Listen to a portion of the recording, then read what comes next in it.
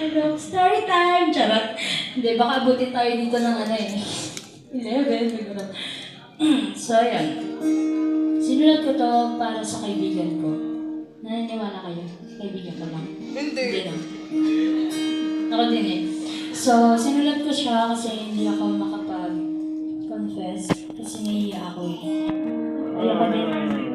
Sino dyan talaga? Hindi makapag-confess. So yun, sinulat ko siya kasi hindi ko siya masabi. So, gumagawa tayong ibang ways para ma-release natin yung feelings natin sa isang tao.